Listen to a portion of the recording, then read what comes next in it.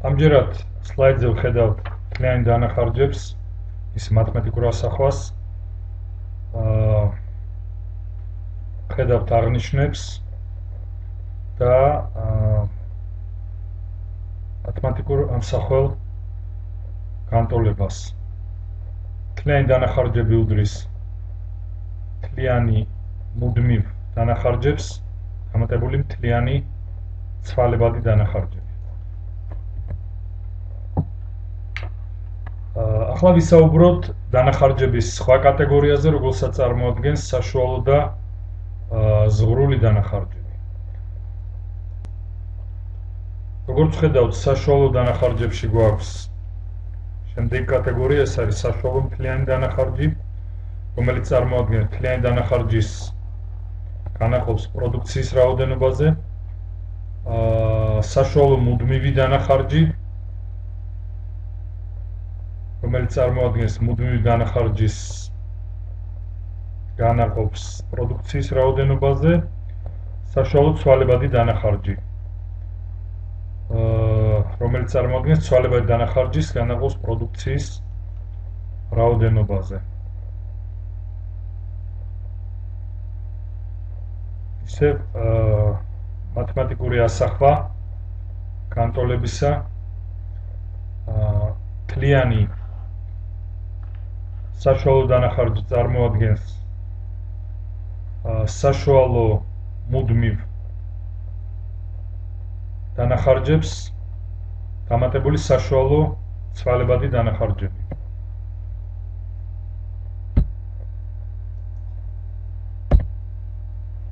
რაც შეეხება ზღვრულ დანახარჯებს, თავად მცნება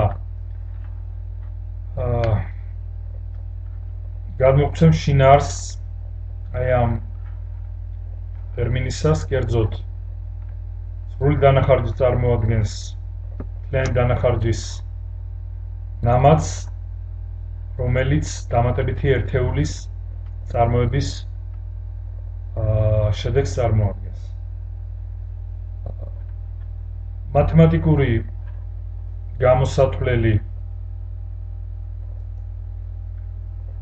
განტოლება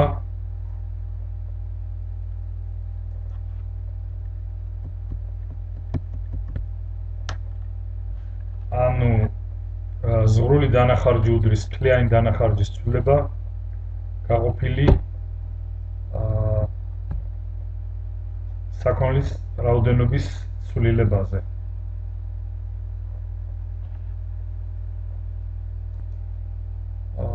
ამ შემთხვევაში დელტა გვამცნობს ჩვენ ცვლადების ცვლილების შესახებ.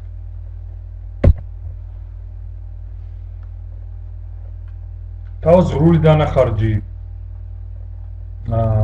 განიცდის ცვლილებას გამოშვებულ პროდუქციის რაოდენობასთან ერთად. წარმოდგენილი გვაქვს ჩვენ ზღვრული დანახარჯის რუდი, როგორც ხედავთ,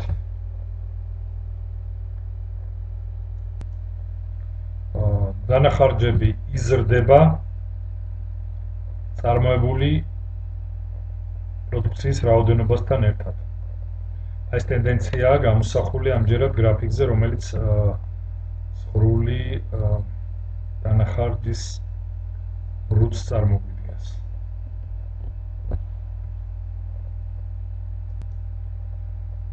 ახლა წარმოდგენილი გვაქვს ჩვენ შინაარსი დამოკიდებულებისა ზღვრულ დანახარჯსა და საშუალო მთლიან დანახარჯს შორის.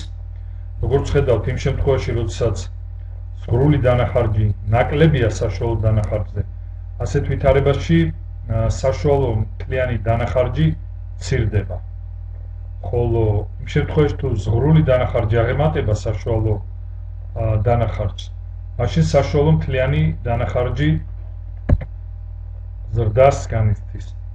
აი ახლა ჩვენ გვაქვს ეს ორი მრუდის მაგალითზე გრაფიკულ გამოსახულებაში ხედავთ ზღვრულ დანახარჯების მრუდს და საშუალო დანახარჯების მრუდს.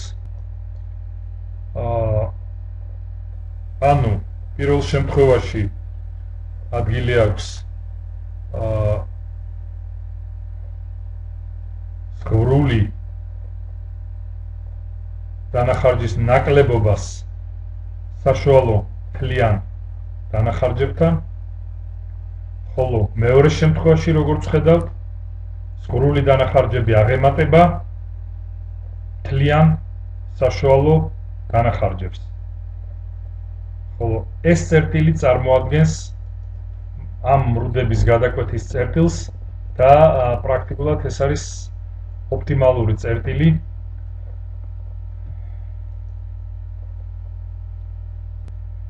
ანუ წერტილში, სადაც სრული დანახარჯის მრუდი კვეთს საშუალო მთლიანი დანახარჯის მრუდს, ამ წერტილს ამ გადაკვეთას უწოდებენ ეფექტიანი მასშტაბის წერტილს. ეს წერტილი წარმოადგენს საშუალო მთლიანი დანახარჯების მინიმუმის წერტილს. ვიზუალურად კვლავ დავაკვირდეთ ჩვენ მას.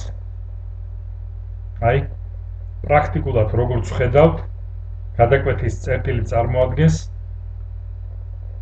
საშუალო მთლიანი დანახარჯების ყველაზე დაბალ წერტილს. აი ეს ნიშნული. მანამდე მეტია ნიშნული დანახარჯებისა, აქედან ნელა, მაგრამ გადათანობით იზრდება დანახარჯების მოცულობები.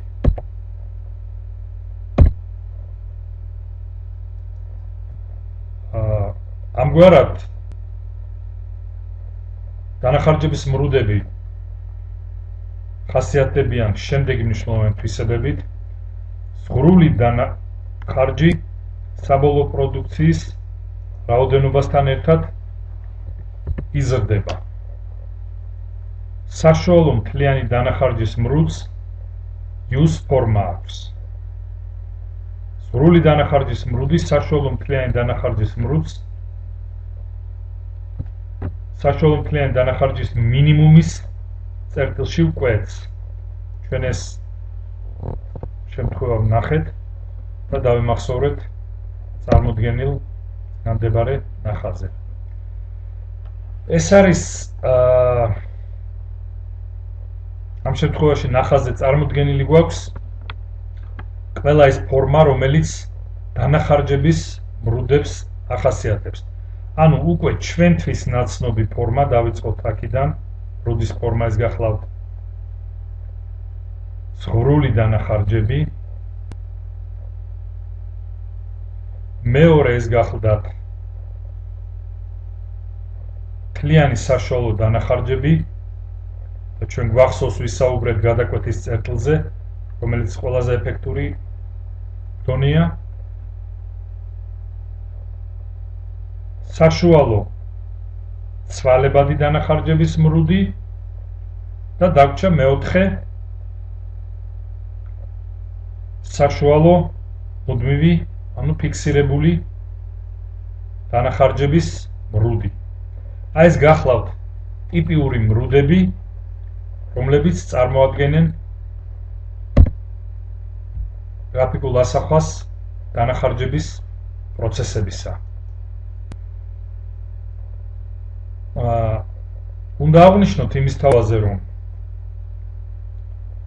დანახარჯების პროცესი განსხვავებული შინაარსით ხასიათდება უკვე გრძელვადიან პერსპექტივაში, გრძელვადიან პერიოდში და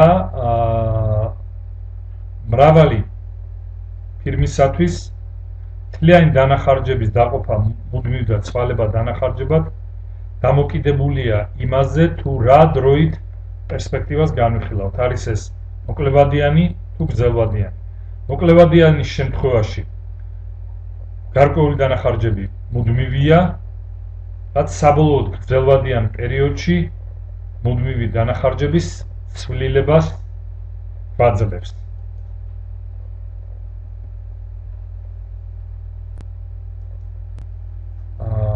იმ მიზეზისა გამო, რომ მრავალი დანახარჯი მუდმივია მოკლევადიან პერიოდში,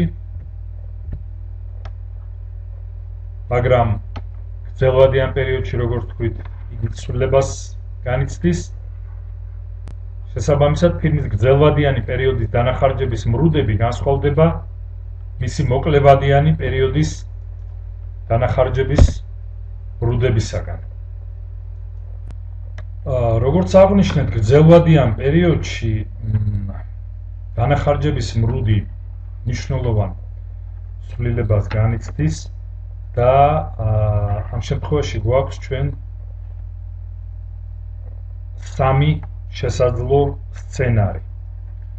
პირველი გახლავთ შემთხვევა, როდესაც საშუალო მთლიანი დანახარჯები გრძელვადიან პერსპექტივაში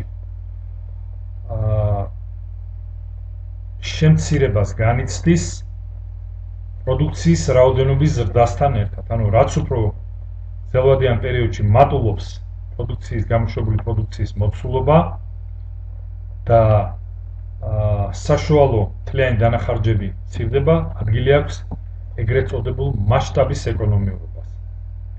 პირიქით, იმ შემთხვევაში თუ საშუალო გრძელვადიანი პერიოდის მანძილზე პროდუქციის რაოდენობის ზრდას საშუალო მთლიანი დანახარჯების ზრდა მოსდევს შესაბამისად, ამ შემთხვევაში ადგილი აქვს მასშტაბით არაეკონომიურობას და გვაქვს მესამე შემთხვევა, რომელიც წარმოადგენს უცვლელ ვითარებას გრძელვადიან პერიოდში საშუალო მთლიანი დანახარჯებისას,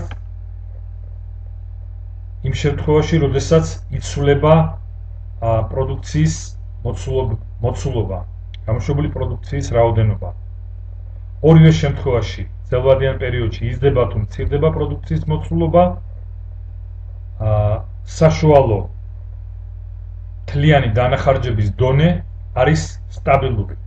ასეთ შემთხვევაში იტყვიან, რომ ადგილი აქვს მასშტაბის მუდმივ ეფექტს, ანუ არაცვალებად ეფექტს.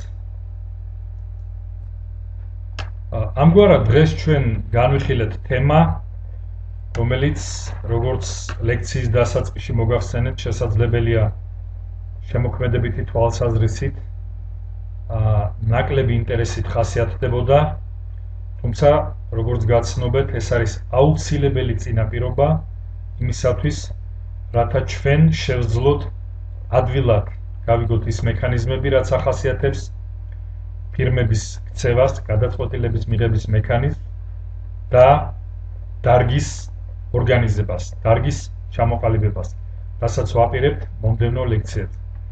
ამგვარად, დანახარჯების თემა, ფირმის დანახარჯების თემა დღეს მეტნაკლებად ჩვენ შეიძლება ითქვას ძირითად კონტექსტში ამოვწურეთ და სლაიდზე ახლა წარმოდგენილი გაქვს თქვენი საშინაო დავალება.